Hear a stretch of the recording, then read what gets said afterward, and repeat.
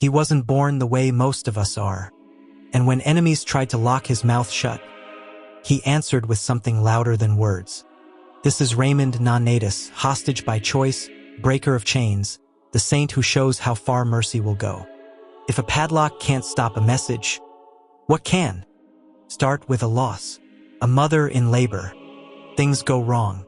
A surgeon's knife opens a path, and a baby is lifted into quiet. The mother is gone. The child lives. They call him Nonnatus, not born. That label could sour a soul. It doesn't. Tunes him. Raymond watches families meet fear at the doorway of life and learns early that the world owes no guarantees. So mercy must. The boy who was not born grows into a man who delivers others back to life. Barcelona's docks shout in 3 languages: sales, bargaining, ledger ink. Peter Nolasco founds the Order of Mercy. They raise money, walk into slave markets, and buy people back. Coins on tables, shackles unlatched. Then the line that makes everyone blink. A 4th vow to take the captive's place if negotiations fail. Raymond signs up for gritty charity. Today's ransom empties tomorrow's purse. Every person freed becomes proof that God interferes with cruelty. If money runs out, I run in. Cross a narrow sea. North African ports buzz with brokers and hard math. Raymond lands with names, coins, and letters of safe passage. He calls people the world calls property by their names. Some redemptions are clean. Price agreed, manacles off, wind toward home. Others are war in ledgers. Rates spike, families split, and desperation hikes the bill. Tradition says he freed many over several voyages. Numbers vary, but the outcome is the same inside a cell. A door opens, and someone whispers, "You're going home." One negotiation too many. The purse is empty. Lives are still on the line. This is where the 4th vow stops sounding poetic. Raymond offers himself. Papers surrendered. Belt removed. Cell door closes on purpose. Inside, he breaks the one rule despair demands. He comforts people.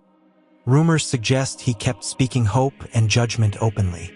Guards try to cure courage with humiliation. Tradition paints a brutal image.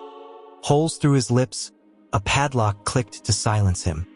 Maybe the device is exaggerated. Maybe not. The point stands. They tried to take his voice. Prisons don't keep secrets. Word crosses the sea. The Mercedarians scrape together more funds. The lock opens. Raymond steps out thinner, slower, unbroken. In the camps and courtyards, people whisper his name like a password. We are not forgotten. Reports claim his courage reached Pope Gregory IX, who named him Cardinal Deacon.